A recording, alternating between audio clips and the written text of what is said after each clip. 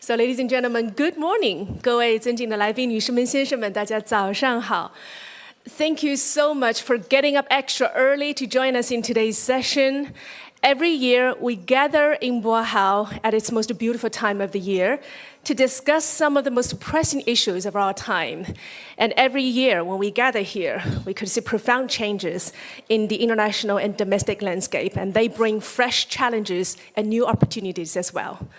And this year, as we speak, geopolitical tensions persist in part of the world. Supply chain disruptions are continuing to reshape international markets. Global economic uncertainty remains high. And look at China. China is standing at the beginning of its 15th five-year plan, which points to stronger institutional opening up, clearer policy support, and that offers new opportunities in many areas, including advanced manufacturing, green energy, green development transition, biomedicine, etc. So today, our discussion will be focused on investing in China to share the future. We'll be looking at those strategic opportunities China's high-level opening up is presenting to foreign enterprises here. And we have a prestigious list of panelists joining us today. So first of all, allow me to introduce them to you. 那首先呢，请允许我向各位介绍今天出席我们活动的嘉宾，他们是 Mr. Yongtu, former Vice Minister, Ministry of Foreign Trade and Economic Cooperation of China. Welcome. Mr. Zhang Shaogang, Vice President of the China International Chamber of Commerce, former Vice Chairman of the China Council of the Promotion of International Trade. Mr. Peter Burnett, CEO of China-Britain Business Council. Mr. Chen Tao, Senior Vice President of CLP Group, President of CLP China. Ms. Wu Chun, Managing Partner of Greater China Boston Consulting Group. Mr. Bernardo Mendia, Secretary General, Portugal-China Chamber of Commerce and Industry. Mr. Lorenzo Riccardi, Chairman of the Italian Chamber of Commerce in China. Mr. David Perez de Rosier, Director of Beijing Chapter of the Canada-China Business Council. David is attending today's conference on behalf of the Executive Director and COO of CCBC. Thank you so much, David, for your time. So, looking around the room, oh, by the way, quick introduction to myself. My name is Lily Lyu. I'm a business anchor on CGTN. It is my honor to moderate today's session for you. So looking around the room, I'm seeing many familiar faces, both panelists and also in the audience, and new friends as well. And this is personally my fifth year covering and reporting on the Boao Forum for Asia, but the forum has gone through 25 years of amazing history and journey. And the journey of Boao Forum actually goes hand in hand with China's opening up in trade and its economic connections with the world. And today, I guess, nobody knows better about Boao than Mr. Yongtu, because he has been with Boao from day one. He actually saw Boao grown from a baby to a 25-year-old. Actually, he's the man who taught it how to walk. So today, I guess, without further ado, let's invite Mr. Yongtu to say a few words for us. Ladies and gentlemen, let's welcome Mr. Yongtu. Since I'm having some trouble with my voice due to a throat infection, I'll keep it brief. I'm very glad to be part of today's dialogue. As we all know, over the many years since its reform and opening up, China has greatly benefited from attracting foreign investment. And of course, foreign investors have also reaped substantial returns in China. It's fair to say that investing in China has been a win-win endeavor. And as we enter this new era, the Chinese government has committed to continue expanding its efforts to attract foreign investment. Yet in this new era, many countries around the world are also rolling out policies to attract foreign capital. So competition is very fierce. In this context, what will China rely on to attract more foreign investment? How can it leverage its own comparative advantages? I believe this is a question being carefully considered by the Chinese government, especially local governments at all levels. Since time is limited, I'll go ahead and share my thoughts. In my view, China currently has two major advantages when it comes to attracting foreign investment. First is that by entering China and establishing a presence here, foreign investors can strategically position themselves in China to compete globally. Everyone knows what is China's biggest comparative advantage. It has the world's largest manufacturing sector. Through years of going global and bringing in foreign know-how, China has built an exceptionally complete network of supply and industrial chains within the global manufacturing system. Because China has the most comprehensive range of manufacturing categories, foreign investors can quickly become part of the global industrial and supply chain network. If a foreign enterprise is strong enough, it may even become a lead player or a key player within these chains. So, for foreign investors, entering the global industrial and supply chain network by investing in China is a very natural path. China already has the framework in place. I'd also note that there are many successful examples in this regard. I recall reading that in Shanghai alone, there are 1,084 foreign-invested companies recognized as regional headquarters of multinational corporations. After entering China and setting up regional headquarters here, these companies have been able to rapidly expand their operations to many parts of the world. That's an excellent shortcut. I hope that foreign investors will choose to invest in China, not only to gain tremendous benefits within the country, but also to strategically position themselves in the global industrial chain. I see that as a highly efficient path for them. Now, what's China's second major comparative advantage? I believe it lies in its rich human resources. As we all know, we've entered an era of innovation, an era of rapid scientific and technological change. What is at the heart of this era? What is the most critical source of competitive strength? Talent. And China, by fully mobilizing its talent pool, has made major strides in technological innovation over the past 7 years. So I think the second big advantage of investing in China is making full use of the country's abundant human resources, tapping into this demographic and talent dividend. Many multinational corporations have already set up R&D centers in China to leverage its talent. Just in Shanghai, multinationals have established 647 R&D centers. As we all know, China has a tremendous wealth of human resources. This year, do you know how many university graduates China has? 12.7 million, of which 7 million are in science and engineering, and many among them could be considered engineers. So, I truly hope that foreign enterprises will make full use of these two advantages that China offers by moving quickly into China, growing within China, contributing to China's development, and in doing so, achieving their own greatest success and expanding their global influence through investment in China. There are many speakers today, and each will share their views on what China's comparative advantages are. So I'll stop here with these 2 points for your consideration. Thank you all. 谢谢，谢谢龙部长。Thank you so much. 感谢龙部长。龙部长刚才 Minister Long just touched on two key points, and I hope that if time permits later, we'll have the opportunity to hear more from you. I'm sure there are third and fourth points beyond these two, because the advantages of the Chinese market in the current context are truly quite distinctive. Now let's turn to some of our international guests here with us today for their remarks. So let's hear from the foreign business communities. Let me invite Mr. Peter Burnett, who is CEO of China-Britain Business Council. And you are actually right now at the center of China-UK business ties. So I really want to hear what Peter wants to say at the moment, please. Well, thank you very much, and thank you for inviting me today. I'm very happy to be representing British business as the chief executive of the China-Britain Business Council. And it's a particularly good moment for UK-China relations in business, in commerce at the moment. I can tell you, for example, that according to MOFCOM, these are MOFCOM statistics, FDI, UK FDI outbound into China rose by 19.3% in the 11 months, actually, of 2025, I'm sorry. And if you go to the British Trade Association, Department of Business and Trade, you will see that growth was 79% in FDI.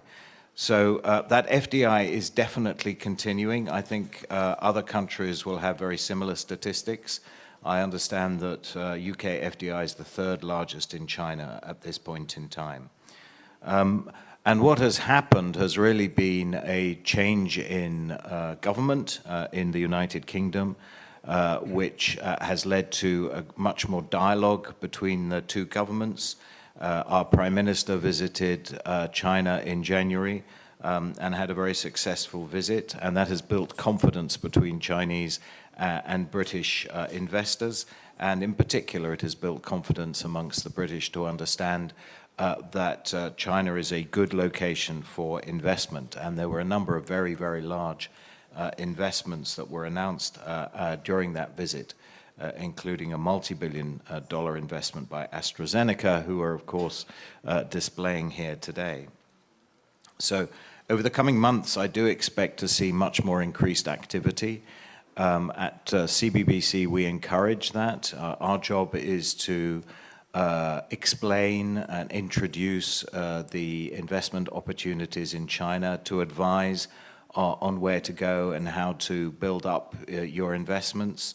And I think we will see more of it. There is an interesting complementarity between the British modern industrial strategy and the 15th five-year plan.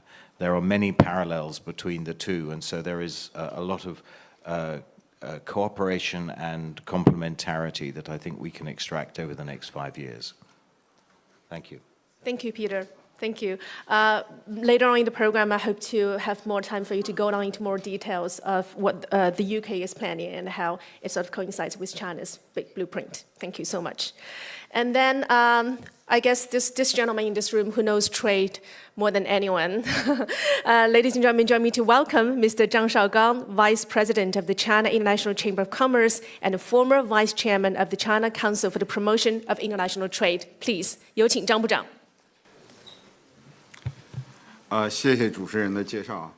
Thank you for the introduction. It's a great honor to be here today with all the distinguished guests, especially my former boss, Minister Yongtu, to share some thoughts on foreign investment in China. Foreign investment has been deeply rooted in China for the past 40 years. But are there still more promising development opportunities now? I believe the best way to understand these opportunities and to truly grasp where China stands is to read the two documents just released after the recently concluded two sessions, the Government Work Report and the 15th Five-Year Plan outline. These two documents clearly lay out China's development path for this year, the next 5 years, and even beyond. They are the best guides to understanding China. So, I strongly encourage business leaders, especially those from foreign-funded enterprises, to study them carefully. Once you truly understand these documents, you'll be well equipped to navigate and succeed in China. To help all businesses, particularly representatives of foreign-funded enterprises, better understand China's future development opportunities. I'll give a brief overview. It will inevitably be incomplete, but I hope it gives you a sense of what lies ahead. I believe that during the 15th Five-Year Plan period, foreign invested enterprises can seize significant development opportunities in at least 3 key areas, in the simplest terms. First, opportunities brought by China's ultra-large market. We all know that China is the world's second-largest economy, with 1.4 billion people and a massive and growing middle-income population of about 600 million. This is arguably the world's most dynamic and promising consumer market. Over the past 5 years, China's average GDP growth has been 5.5%. That is quite remarkable for the world's second-largest economy. Compared globally, this growth rate is 2 to 3 percentage points higher than that of most developed countries. Last year, our GDP reached a record 140 trillion yuan. which is roughly 20 trillion US dollars. This year, we are targeting growth of 4.5% to 5%. Over the next 5 years, we expect to maintain growth of at least 4% or more, because to achieve our goal of reaching the income level of moderately developed countries by 2035, we need an average annual growth rate of no less than 4.17%. By maintaining this pace of growth, we are highly confident of achieving this goal. Such immense economic growth potential will undoubtedly create vast opportunities for foreign investors. Even more directly relevant to foreign companies is China's import market. China is the world's largest trading nation and second largest importer. Over the past 5 years, its average annual import stood at 2.57 trillion US dollars. Over the next 5 years, we project total imports will reach around 14 to 15 trillion US dollars. The 15 5-year plan identifies expanding domestic demand as a key strategic priority. I believe foreign enterprises can leverage their high-quality products and services to tap into new growth areas, such as high-end consumption, green consumption, and smart consumption in China, thereby sharing in the vast opportunities of the Chinese market. That is my first point. Second, opportunities brought by China's high-standard opening up.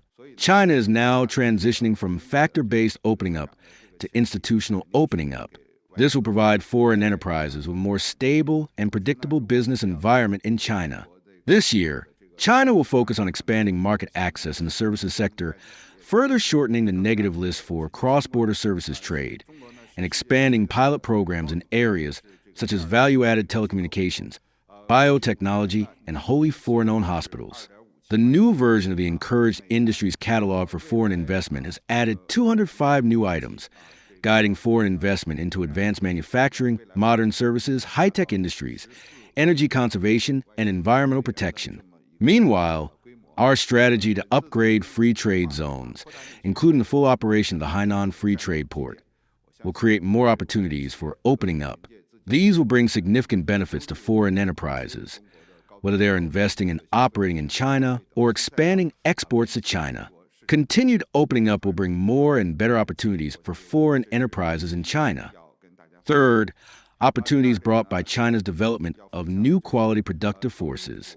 The 15 5-year plan places the development of new quality productive forces at its core. This year's government work report also emphasizes advancing the deep integration of technological and industrial innovation. China is now cultivating new pillar industries, such as integrated circuits, biomedicine, and the low-altitude economy, while also making strategic deployments in future industries like future energy, quantum technology, and embodied intelligence.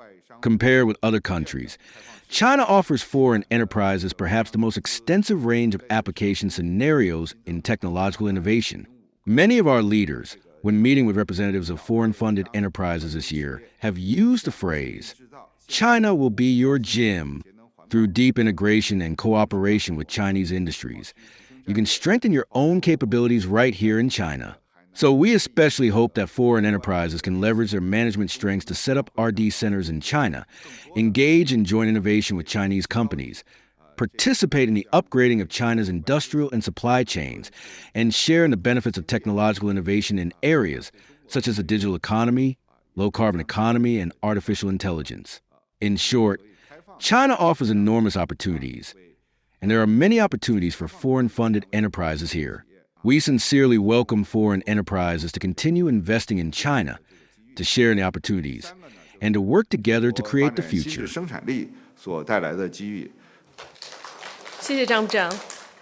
So Mr. Zhang Shaogang touched upon 3 really interesting points here. China's opportunities are presented in, first of all, its supersized market, and then its high-level opening up policy presenting unprecedented chances for foreign enterprises, and then new productive forces by dealing with forging more technological cooperation. China can become the gym for foreign enterprises, that you will get healthier, stronger by investing here in China. Thank you so much. Really interesting points there. And speaking of the government work report and 15 5-year plan, a large part of them actually went into China's green transition and trying to rebuild its energy mixture is one thing that China really has been working on over the past years, and these are again, the focal point in China's plan moving forward in the next 5 years. So next, let's invite our guest who is from an energy company to share with us what he has to say. Let's invite Mr. Chen Tao, who is Senior Vice President of CLP Group and President of CLP China. Please. 好，谢谢主持人。那么各位嘉宾，大家上午好。 Thank you. Good morning to all the distinguished guests. I'm Chen Tao, President of CLP Holdings China. It is a great honor to join you at Boao to discuss and share how foreign-invested enterprises can seize the new blue ocean of the green economy driven by the dual carbon goals. As the global economic landscape undergoes profound adjustments, the energy transition has become a core engine for achieving high-quality development. Guided by the dual carbon goals, China is pushing a broad and profound green transformation. This is not only a choice for the country's own development, but also opens up new opportunities for enterprises around the world. The CLP Group was founded in Hong Kong in 1901 and is one of the largest private power companies in the Asia-Pacific region. Our investments span Hong Kong, Chinese mainland, Australia, and India, covering every major segment of the energy value chain, including retail, transmission, distribution, and a diversified power generation mix. We serve over 5.2 million customers, residential, commercial, and industrial, in Hong Kong and Australia. We entered the mainland market in 1979 and participated in the investment and construction of the country's first large-scale commercial nuclear power plant, the Daya Bay Nuclear Power Plant in Guangdong. For over 40 years, we have stayed in step with the country's development, deeply participating in and contributing to the upgrading of China's energy structure. By the end of 2025, our investments in the Chinese mainland will span 14 provinces, autonomous regions, and municipalities directly under the central government, with a cumulative total investment exceeding 60 billion yuan. Through practice, we have come to deeply appreciate that the opportunities in China's green market have never been about isolated project investments, but rather about value co-creation across the entire industrial chain and at every level. For foreign invested enterprises looking to participate in China's green market, I would like to share 3 points. First, seize the dividends of institutional opening up and share a stable and predictable business environment. Currently, China is taking institutional opening up as its core focus, continuously improving the environment for the development of foreign investment. Take the alignment of green finance standards with international practices as an example. Earlier this month, CLP China issued 1 billion yuan in panda bonds. This was CLP Group's first panda bond issuance. The interest rate was 1.85%, which was at the lower end of the subscription rate range, making it very competitive. At the same time, it achieved an oversubscription rate of 3.35 times. The funds raised will all be used for the development of renewable energy projects in the Chinese mainland. This fully reflects investors' strong recognition of China's new energy market, as well as their confidence in CLP China's commitment to deeply cultivating the mainland's new energy market. This issuance is one of the first green bonds issued under a framework in China's interbank market, directly benefiting from the internationalization process of China's green finance market. Building on this solid foundation, we are exploring diversified financing channels and pathways, planning to establish a special fund for clean energy to continuously broaden financing channels and development space for new energy projects. Second, foreign investors should embrace the new stage of value creation and upgrade from investor to ecosystem co-builder. China's green development has gradually moved from a policy-driven phase into a new stage of value creation. The 15th Five-Year Plan implements a 10-year doubling of non-fossil energy and accelerates the construction of a new power system with new energy as the mainstay, drawing a clear blueprint for the industry's development. Taking CLP as an example, our zero-carbon energy installed capacity in the Chinese mainland has now reached 75%. We are long-term optimistic about the broad prospects of China's new energy market and will continue to increase our investment footprint in the future, making every effort to achieve a doubling of our business. With the coordinated development of where energy goes, the continuous improvement of green trading mechanisms, and the steady expansion of the carbon market, foreign invested enterprises are facing broader space for participation. We are evolving from traditional investors into deeper participants and ecosystem co-builders, growing together with the Chinese market. Third, leverage the advantage of connecting domestic and international markets to achieve what Minister Long mentioned earlier, green cooperation in China for China. China has built the world's largest and most complete new energy industrial chain, laying a solid foundation for international cooperation. Based in Hong Kong, deeply rooted in the Chinese mainland, and connected globally, CLP is playing a role as a super connector, promoting China's advanced carbon reduction technologies and standards to the global market. At the same time, we have signed medium and long-term green power and green certificate agreements with several leading international enterprises. helping accelerate the low-carbon transformation of the global industrial chain. This fully demonstrates that foreign invested enterprises deeply involved in China's green development can not only take root in China and serve its local energy transition, but also connect globally, strengthen the resilience of international supply chains, and achieve two-way empowerment, mutual benefit, and shared development. Dear colleagues, China's green transformation is an open and inclusive platform for co-creation. It is a major strategic opportunity leading the global energy revolution and driving sustainable development. Foreign invested enterprises should uphold a long-term vision, deeply integrate global experience with China's innovation vitality, and strive to become value co-creators in the green transition. CLP is also willing to join hands with partners around the world to jointly promote and share in the new blue ocean of China's green development and build a better future of sustainable development together. Thank you, 可持续 everyone. 发展的美好未来。谢谢大家。谢谢。Thank you so much. 我觉得刚才陈涛先生的 Thank you, Mr. Chen Tao, for your presentation. It really gives us a sense that CLP has already been strengthening itself in the Chinese market, and I'm sure it will only grow stronger on the path ahead. I hope your muscles will become even more formidable. And I think if we really want to know what really is happening on the ground with foreign businesses here in China, I think Ms. Wu Chun here has the data and has the trends. So let's invite Ms. Wu Chun, Managing Partner of Greater China Boston Consulting Group, please. Thanks very much for this stage to share BCG as well as the clients behind us and how in the past 30 years or 3 decades have really evolved. Boston Consulting Group by itself is a foreign service player in the world. We operate globally in more than 60 countries. In China, we entered Hong Kong in 1990 and Shanghai in 1993. In the past 3 decades, more than 3 decades, we have worked for Fortune 500 and actually close to 500 companies here in China. But also I want to share 3 observations that changes we have observed in the 3 decades. The first is the mix. As we entered China and serving our global clients in this large market, changing dynamic, we also see the mix of our clients change. Nowadays, more than half of our clients are actually local Chinese company. That doesn't mean our multinational clients have declined in their performance. Opposite. It's actually they perform very, very well. A lot of them have more than double digit or single digit for the last 30 years. And many of them are still number 1 in each of the sectors.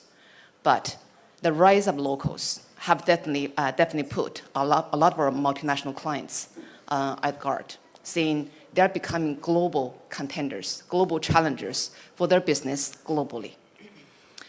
The second change is the strategic positioning of our multinational clients. And that also reflects their attitude, what's happening in China. This is also reflected in our work with multinational companies. In the first decade, it's mostly about commercial, how to do sales and marketing in China, how to capture this large market in very different segments, different customer groups, and different sectors growth. Then move on to supply chain advantage, right? How do I really tap into the local cheap labors? So it's a local products. China is known for 多快好省, right? It's large scale, at very low cost, at the same time, very fast speed change.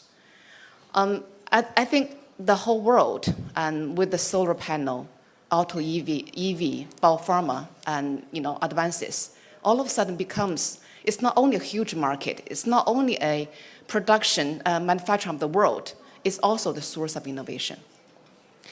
Especially after COVID, as we're explaining to the board globally, the boards globally, what has happened in China during the COVID, what's happening now, what will happen in China, which sector China will take the world by storm, is becoming a question. How should they position China? So that's the second change, the position of China market, and therefore their strategy in China. The third is the ability, and therefore their action divergence. We definitely see multinationals who are doing very, very well, even in tapping into the innovation. We talk about the overall ecosystem, and talk about value chain. We talk about the supply chain. Some of the leading companies are talking about innovation chain. They're looking into how, at what stage, to tap into the innovation space. They know the engineer advantage of China. They're also looking into the source of innovation. China talked about 源头创新. It's not only me too. It's not only me better. It's best in class. It's first in class.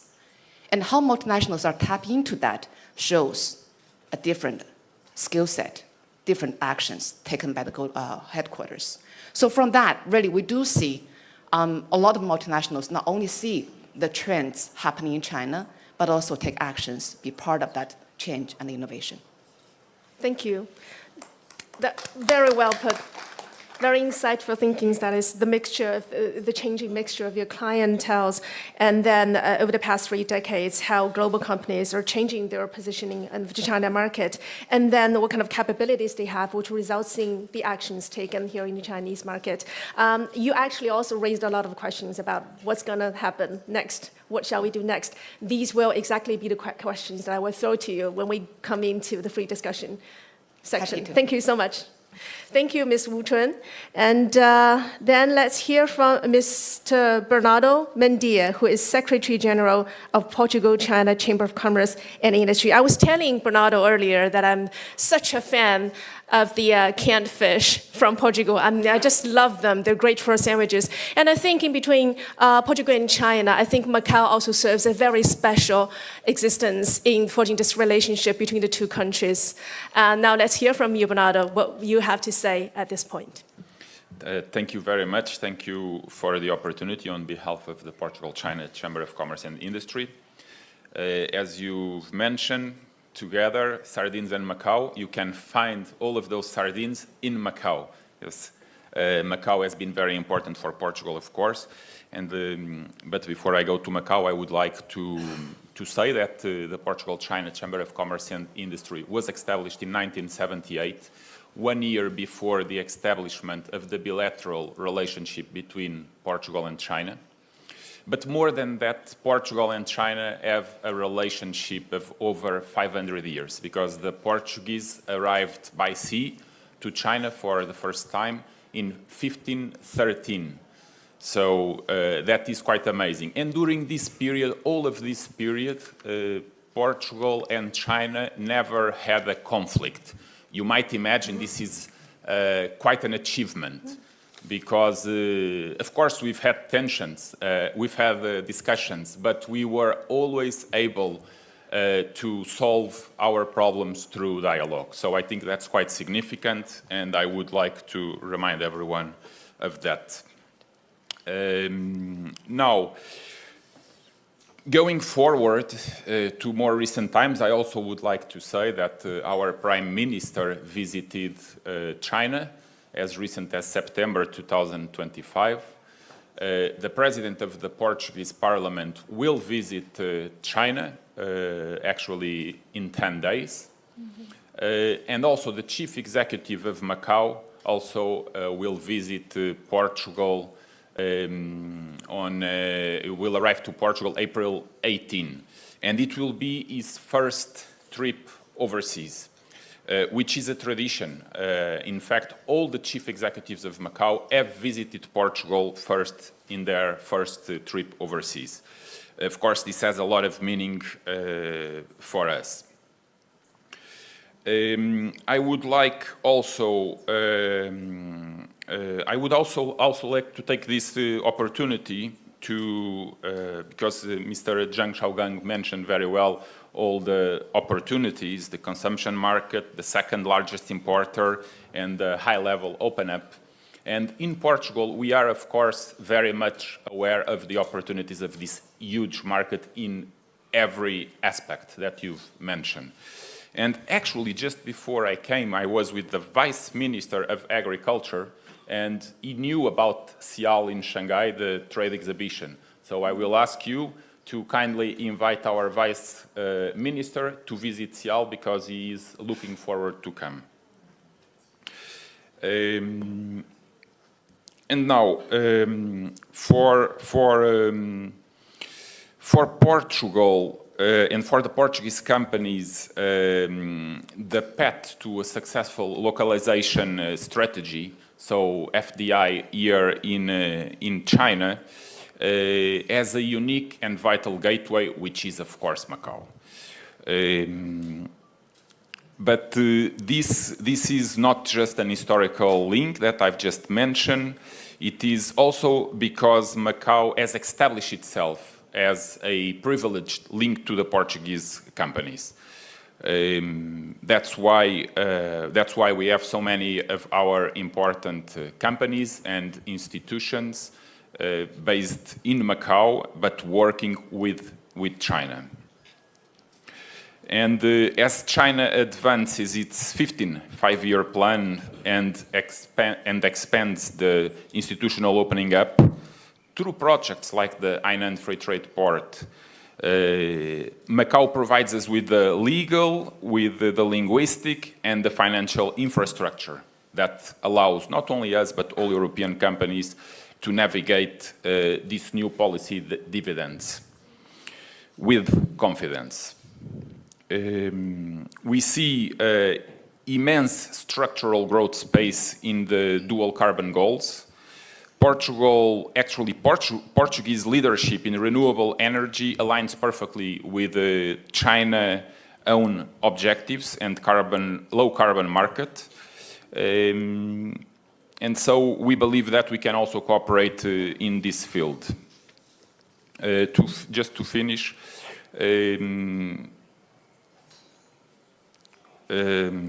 we believe that by integrating deeply into China's innovation ecosystem, we don't just tap into market dividends, we build a more resilient, diversified, and sustainable global economy together. So the message I would like to pass with this is that, of course, that if we work together and if we take advantage of the unique advantages of each country and each location, we the people will be the major beneficiaries of it. Thank you. Thank you. Thank you so much, Bernardo. Thank you. Actually, we know that, Bernardo, you have many years of experience in forging closer economic and trade ties between Portuguese businesses and Chinese business communities as well. And our next guest speaker, he also has played some important roles in some of the largest Italian businesses here in China. Now, let me invite Lorenzo Riccardi, Chairman of the Italian Chamber of Commerce in China. Please, Lorenzo. Grazie, thank you. So it is also a pleasure to join this panel and the forum, and I believe it is important for the Italian Chamber to highlight the value of this market. $76 billion in terms of aggregated trade. That means China is for Italy the first market in the Far East region, the second market out of Europe, and it is actually our first supplier as well in the world out of Europe. That means also that we are interconnected globally. I often say that the Italian Chamber has a specific meaning because we analyze the history of the presence of the Italian companies in this country. And we understood that the first chambers that Italy established abroad were in Buenos Aires, in New York, in London, and in Shanghai. So already 120 years ago, we had an organization recognized by the Italian government doing business in China to show the importance of this market.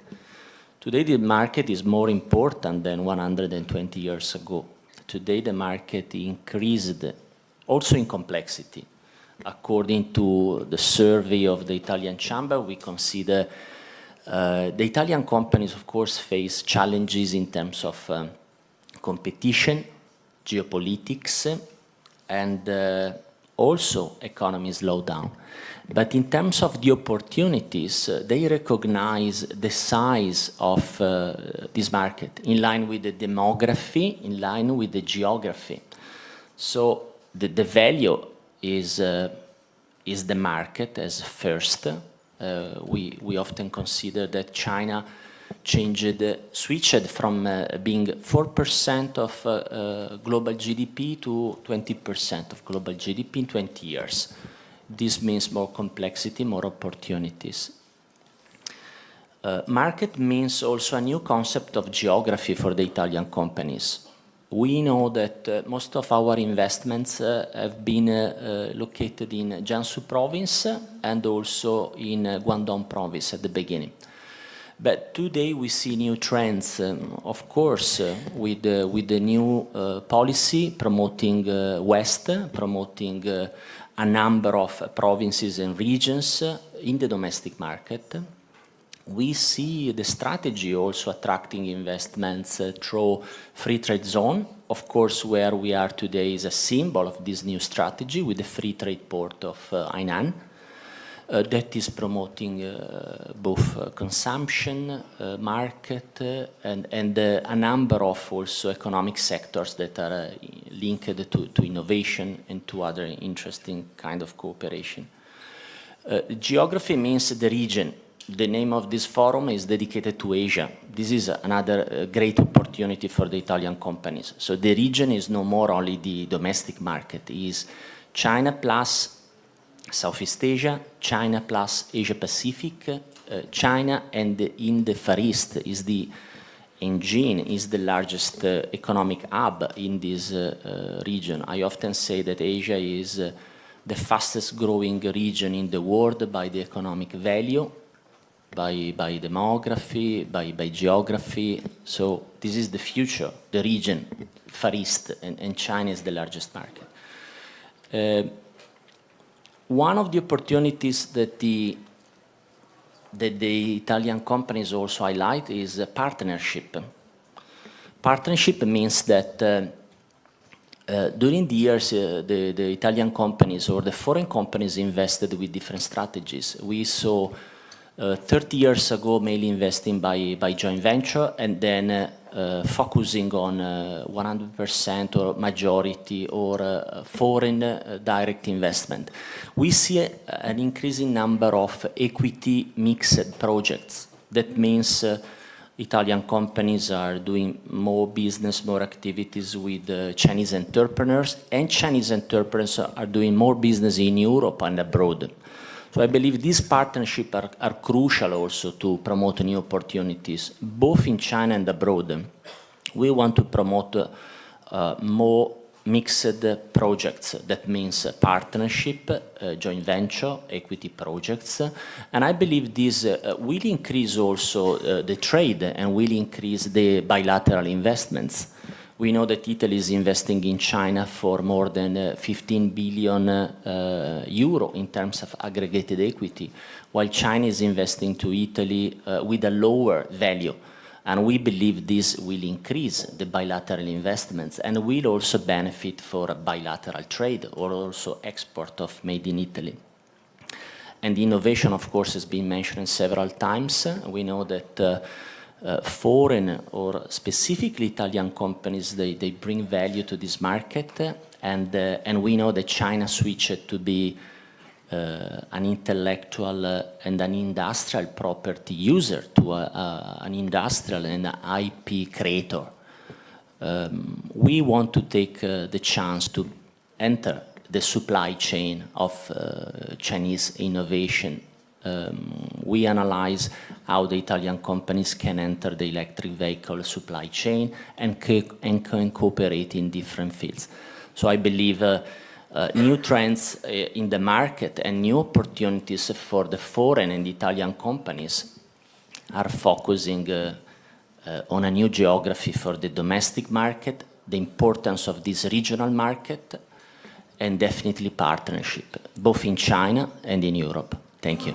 So investing in China is more than investing in China, but actually you can access the whole Asia market probably. Thank you so much, Lorenzo. Thank you. Give a round of applause. Thank you. And that leaves me wonder, what about the businesses, communities in Canada are rethinking about their strategy in China? So let me invite David Perez de Rosier, Director of Beijing Chapter of the Canada-China Business Council. David, please. Thank you very much. First of all, I would like to thank the organizers of the Boao Forum for inviting CCBC to be part of this panel. It's a great privilege to be here. Regarding the Canada-China Business Council, we were founded in 1978, and we now have more than 300 Canadian companies that have been operating in China, most of them for more than 10, 15 years.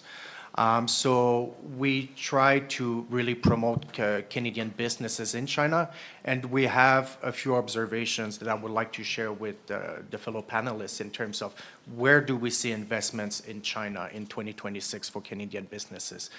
But before discussing that, I think it's important also to mention that there's been also a warming up in terms of bilateral relations. We had the visit of Prime Minister Carney in January, which led to multiple MOUs being signed, a strategic partnership announced.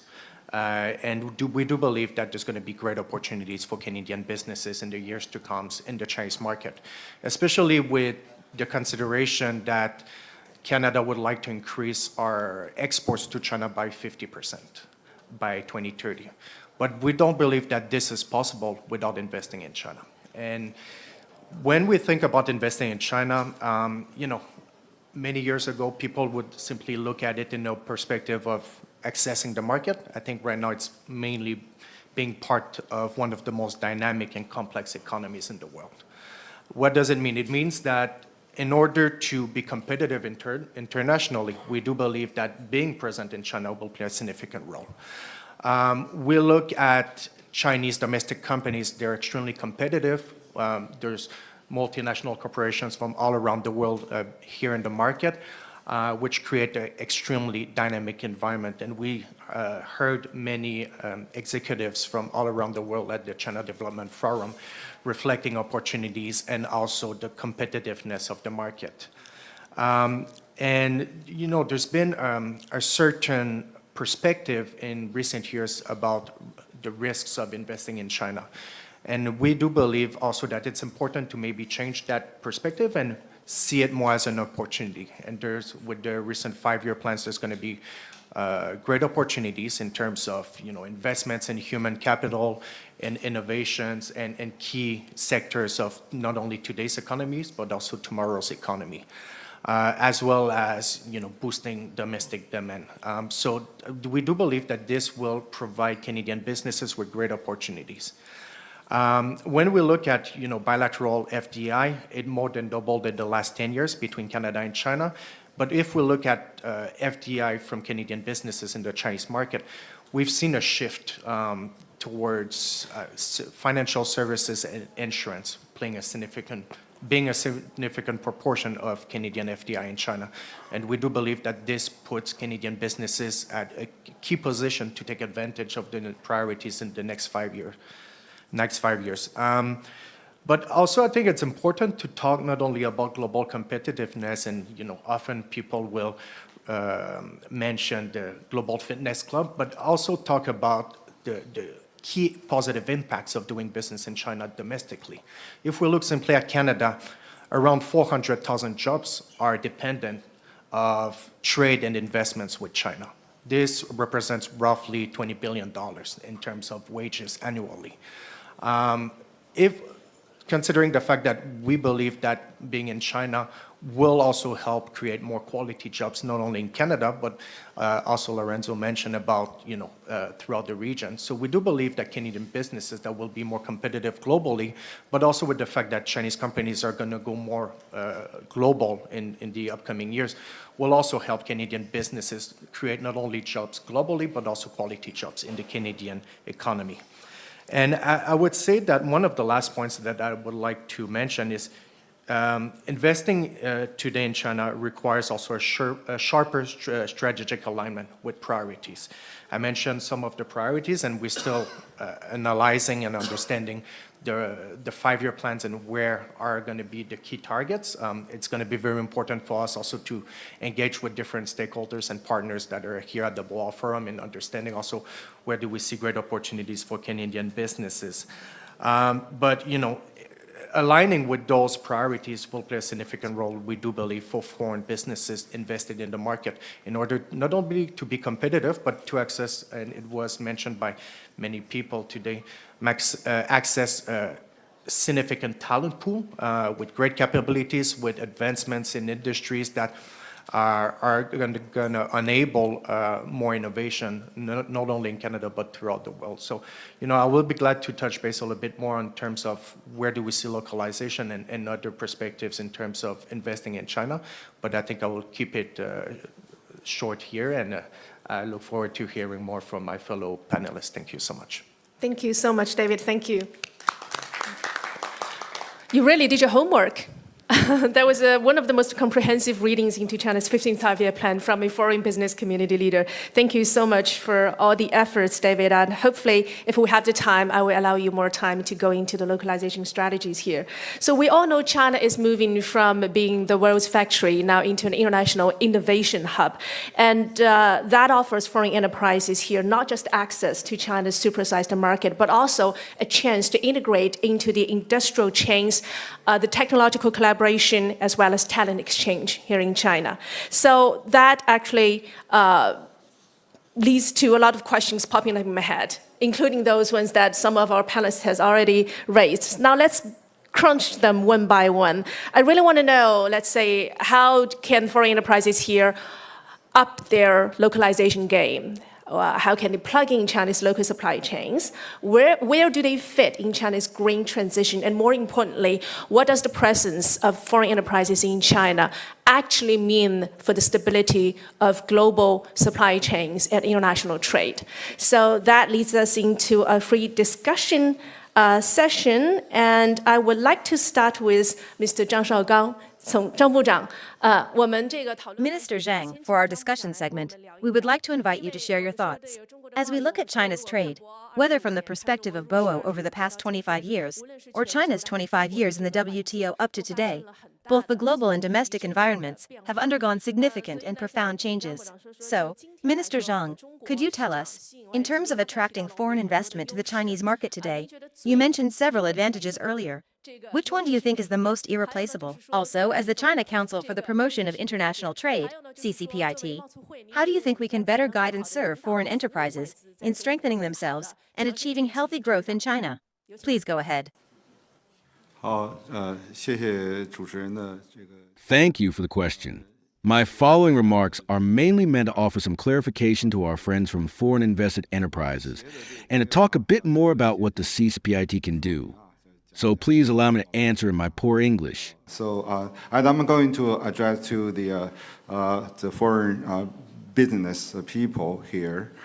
So please allow me to share my thoughts about what the CCPIT could do and what kind of service we are going to provide to you in English. I think that could be make my point more direct to you.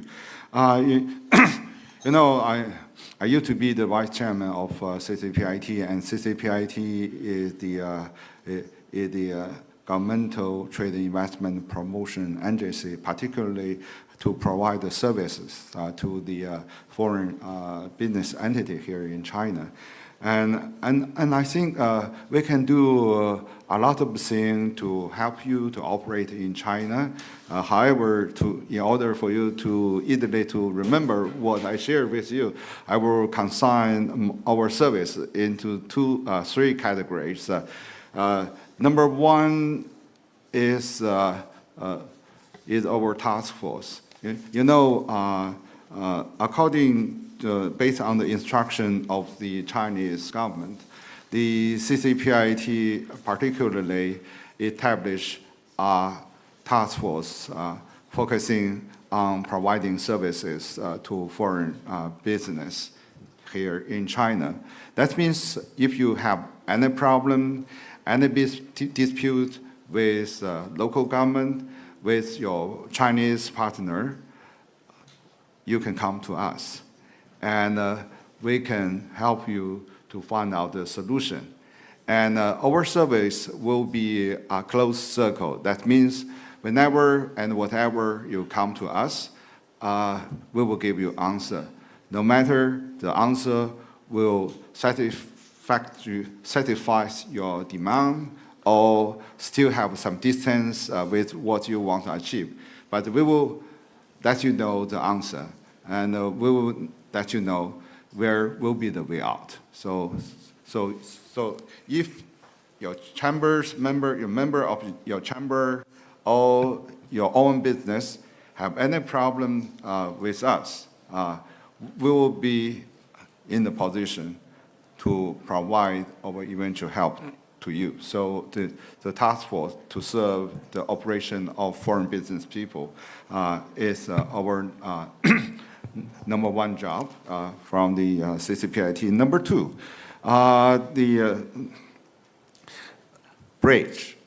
We can set up the bridge between your chamber with local government, with Chinese enterprises, as well as to arrange a number of business matchmaking activities in China. That means if you want to find or explore, identify some new business or trade opportunity, and I think we can help you to find out some information and find out your potential partners in China, because CCPIT is also the China International Chamber, and we have over 700,000 members, so including the foreign invested company here in China. So I think our member size are big enough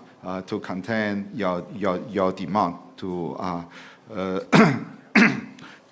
build up a big network for you to share information and find out new cooperation opportunity among yourself. And also we have the good channel to connect the various level of local government, from provincial to the perpetual to the county level. So if you want to further tap into the Chinese market, and we will be a channel to help you. That is the number two service we can do for you. Number three, the exhibition. You know, CCPIT and the China International Chamber always organize a number of exhibitions, expos, both in China and in the foreign countries. Every year, if I count correctly, we organize over 1,000 exhibitions or the expo, both in China and in foreign countries. So if you want, particularly in the Chinese market, we are the sponsor of a number of large exhibition, including the supply chain expo and the CIE. I won't number all of them, but quite a lot. So if you have your high-end product, or if you want to showcase newly developed technology in the Chinese market, and if you want to Chinese enterprises or entrepreneur to pay attention to your product and the technology, please also come to us. We will welcome you to take part in the specific exhibition and guide you to find out your end customer and the clients in the Chinese market. What I sense so is that China really willing to welcome you, is willing to welcome you to continue your investment in China, and we will try our best to provide with you a fair and equitable business-oriented market, so that we can allow you to develop and prosper in the Chinese market. And you mentioned you want me to invite your agriculture minister to visit China to sell the Portuguese agricultural product. no problem. We will extend our extension to him at due time. Thank you. Thank you. I'll stop here.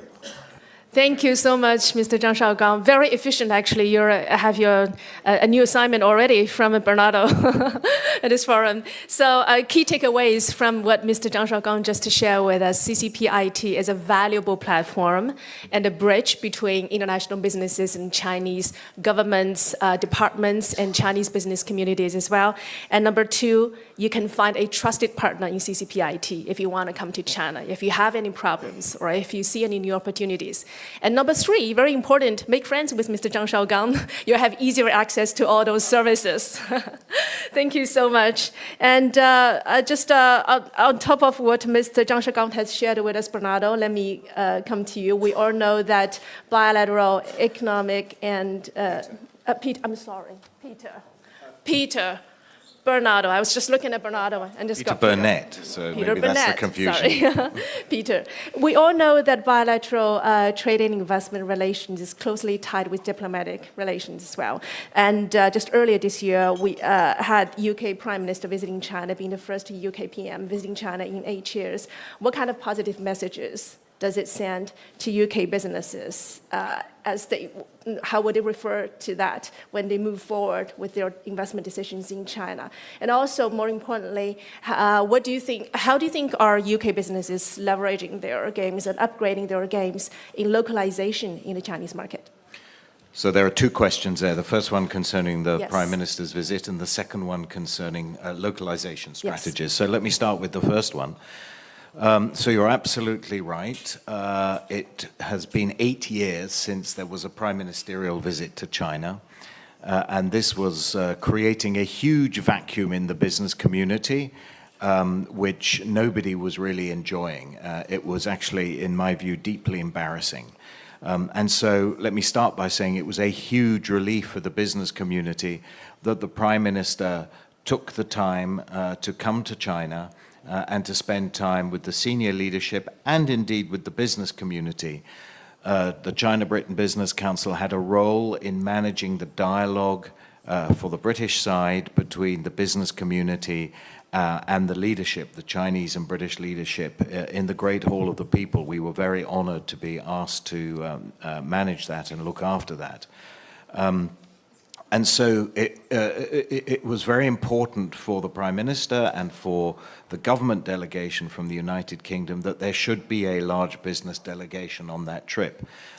Why?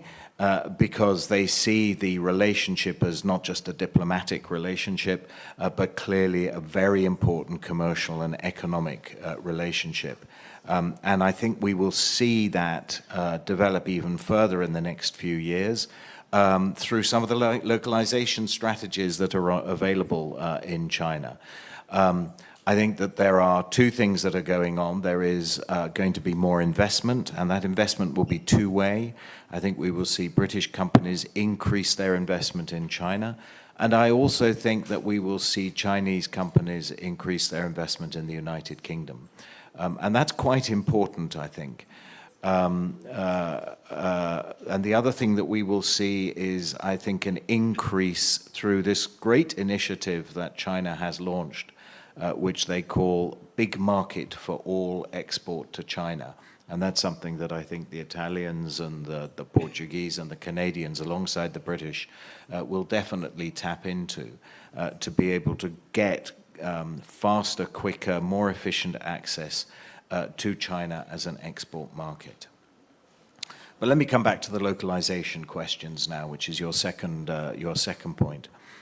So it's very complex, actually, in China, but there's one place that you can start in your localization strategy, which provides you very easy, very familiar access to China, and that is in Hong Kong. So Bernardo has talked about the links between Portugal and Macau, which are deep and historic, and there is, of course, a long historical legacy between Hong Kong and the United Kingdom.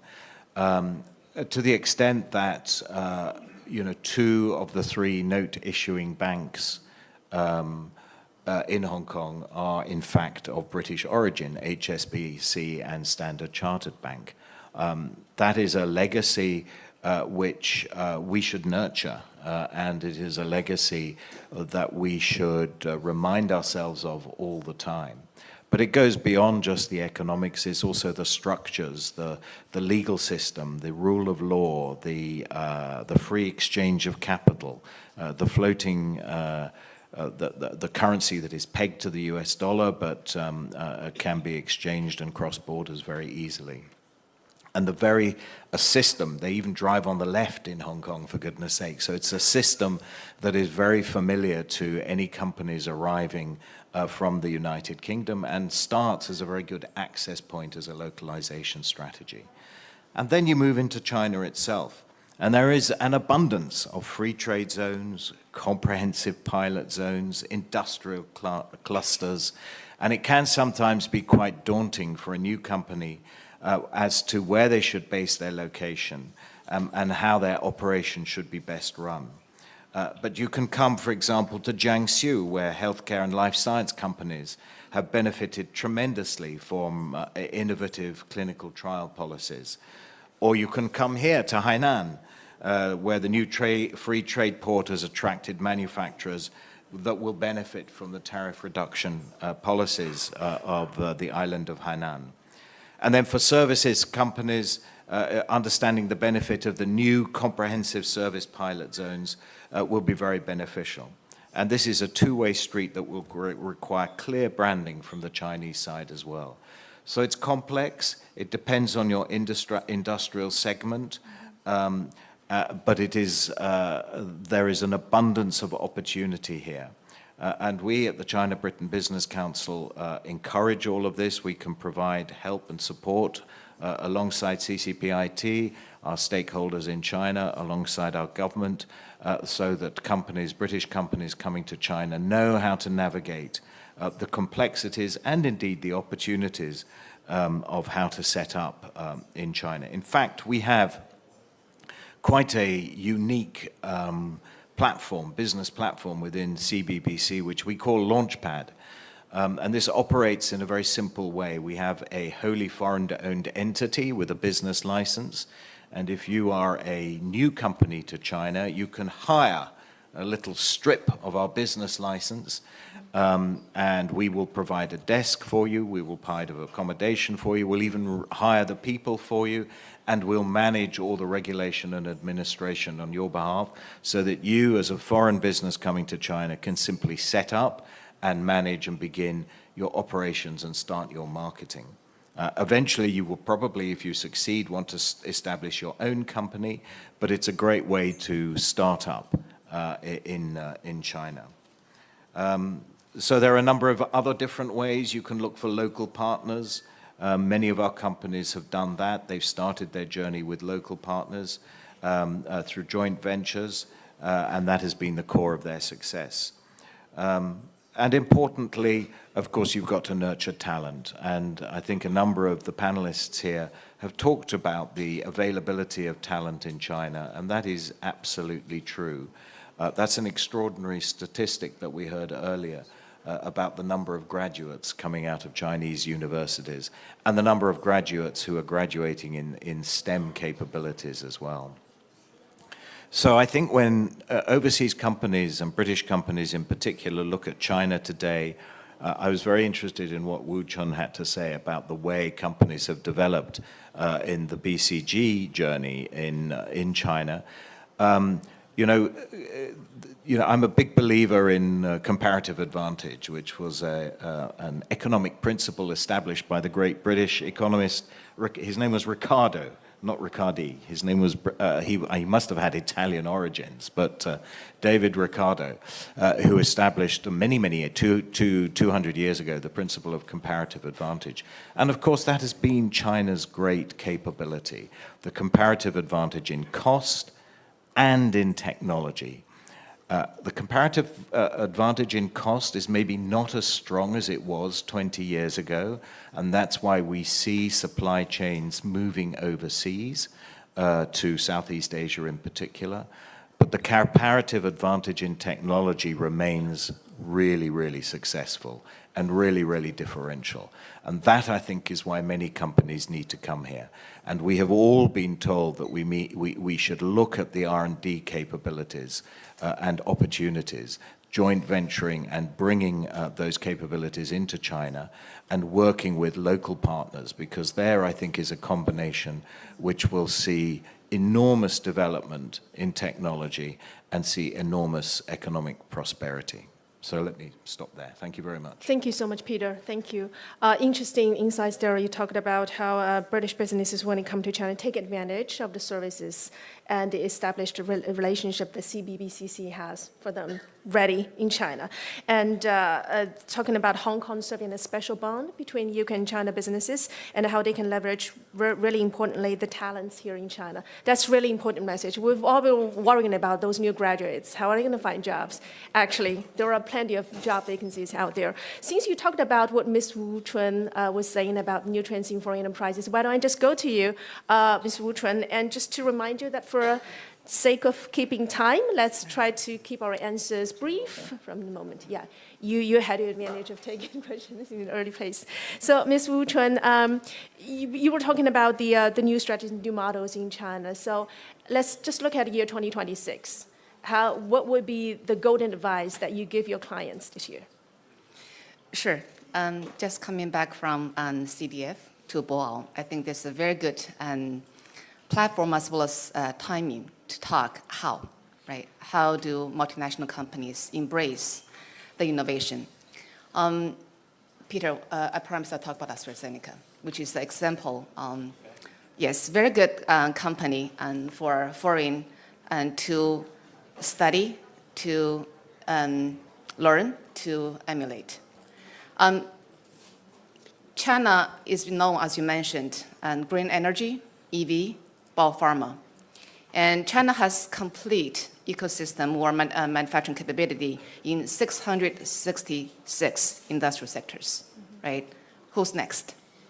And how multinational companies looking at all of those future sectors at this point, as you said, 2026, and to be more, in the fitness center of China, and to get ready for that global challenge. Roger, I'm sure you're going to talk about green and energy. So I use Bio-pharma as an example. We studied China versus US as a market, as industry for Bio-pharma innovation. And we break the enablers into 6. Number 1, policy. Number 2, capital. Number 3, talent.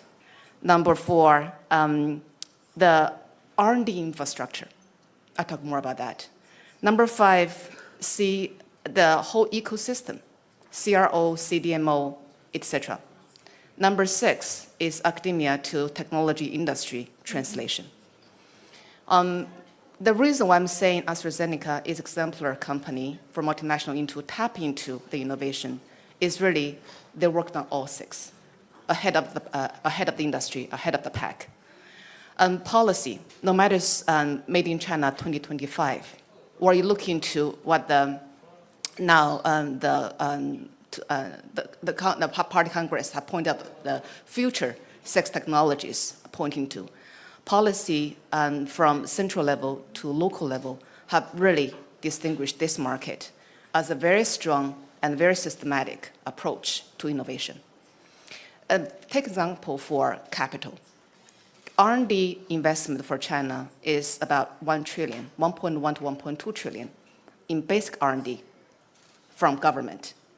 That is tripled by industry investment. That's only the first level, R&D investment. There's also fund of fund, 引导基金. Cumulatively, China has about 12 trillion RMB in fund of fund.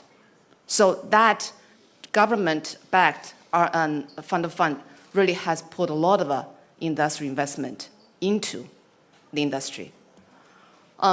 For what I say about R&D infrastructure, China has 14, right now, planned to be 14 national laboratories. There are about 400 economic and technology and economic industrial parks.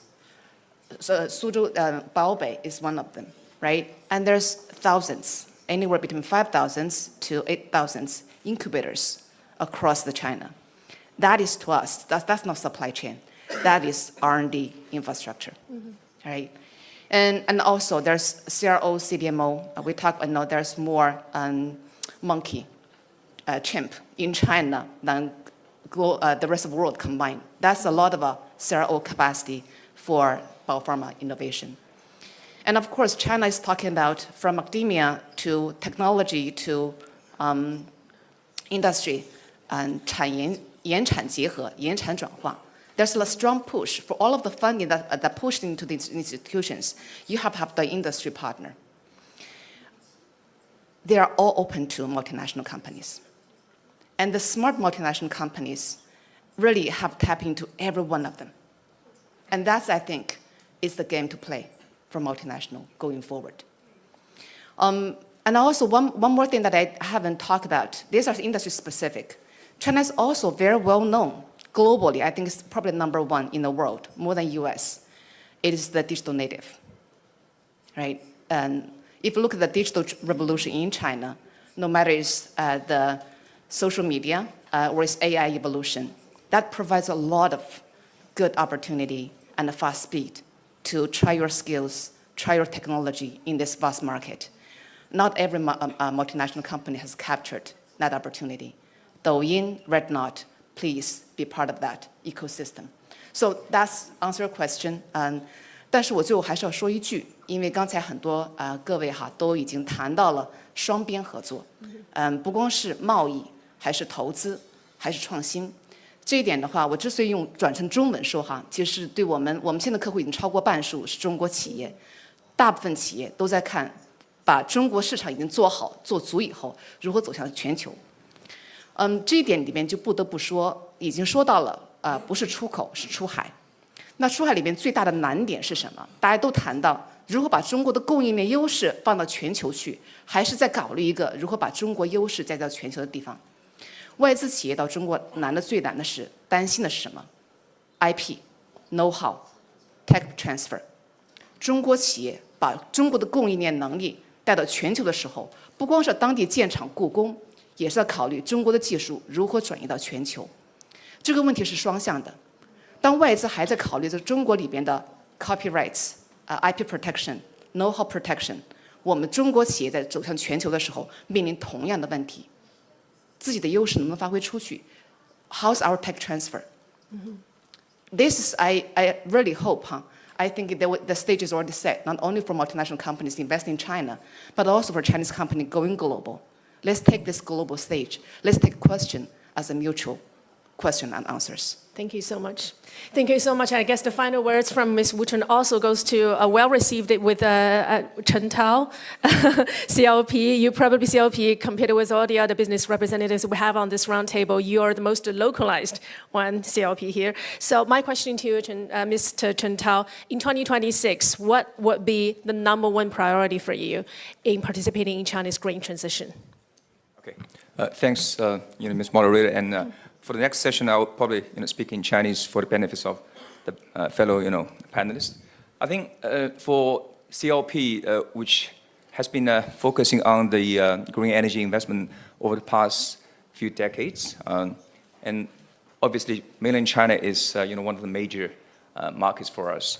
I think Minister Long and also Minister Zhang has already mentioned the biggest attraction for CLP for a company like Hong Kong is the huge market that we are looking at in the mainland China. And just by a single measure, if we just acquire 1% of the total market, that will basically beyond CLP's control in terms of the capacity. So I think this is the huge market is definitely a very important factor. For energy investor, we are also taking a very long-term perspective. We're not looking at short-term fluctuations of our earnings, of the market situations. We are looking at multiple cycles of development in the energy sector. And with that huge market, also with the recent development, we see a lot of opportunities in the energy sector. For example, although CLP has been focusing on the wind and the solar and also hydro-related new energy forms. But we're also looking at what we call adjacent markets outside these core businesses. For example, the green data center, the green hydrogen or its derivatives like green methanol or green ammonia. And also the battery storage, because we all know that wind and solar are intermittent sources. So with the battery storage and with clearer policy support on the BESS, we believe that combining the wind and solar and BESS will offer a lot of good values for us. And also, don't forget nuclear, because China is definitely leading the world in the nuclear world by far. So nuclear will become a very important base for the base load of the energy supply if China is going to phase out the fossil fuels generations. So a lot of these opportunities open up for us in the next a lot of decades. So that's why we need to be very prepared for that. And Peter talked about Hong Kong. Hong Kong is a very unique position in connecting the mainland China and the rest of the world. I mentioned this panda bond that we issued a couple of weeks ago. The leading underwriter is actually Bank of China and Standard Chartered, which Peter has been working for a very long time. So this is a combination of a foreign bank versus a local bank, and then they're working together to lead a panda bond issuance of CLP. Last but not least, Lily talked about China being a gym for all the foreign investors. And I think CLP has been in China for over 45 years. But we don't think that we are fit enough. We still need to work really hard to get our fitter. Because I think we've already achieved good things in financing. The financing cost is pretty much comparative to the local competitors. We also have a good relationship with the local authorities. And but in terms of cost, in terms of production cost, in terms of overall management cost, we're still not there yet, and we are working very towards on that. So for CLP and for all the other foreign investors, I think in China, not only for China, but for the whole world, that's sort of the future that we need to do. If you are competitive in China, I'm sure that you're competitive anywhere in the world. Thank you very much. Thank you, Mr. Chen Tao. And due to time constraint, Bernardo, you were signaling me you have 1 minute, right? Thank you so much. No, just to say, Ms. Wu Chun, she mentioned that the Chinese companies also have the same kind of problems, which of course, from as the Secretary General of the Portugal-China Chamber of Commerce and Industry, we have many members, including Chinese companies and state-owned companies, and we totally feel that. We know that is the case. And so in Portugal, usually I defend the Chinese companies, but when I'm in China, I defend the Portuguese companies. And so I must agree with Mr. Peter Burnett when he mentioned that we need more speed to obtain the license, to export more, and many of the things that were mentioned. One last point to say that regarding what Mr. Zhang Shaogang mentioned about the services that CCPIT can provide. In fact, and from a very practical standpoint, when we have problems, we always talk with CCPIT, with many delegations around the country, and we get full support, and we are able to solve many of the problems through these local contacts that we have. So it works very well. And lastly, we also take part in many exhibitions. We will take part in China International Supply Chain Expo, and that will be great. Oh, just one more note. We also have a Portuguese issuing bank, which is BNU in Macau, and the CEO of BNU is here, actually, so I must mention that too. Thank you. Thank you so much. And I want to say, sorry, Lorenzo and David, I may not have the time to get to you in this session because I really want to leave a few minutes for Mr. Long Yongtu to do a little conclusion, to give a little conclusion. 请龙部长给我们今天的对话做一个小小的总结，我们掌声欢迎。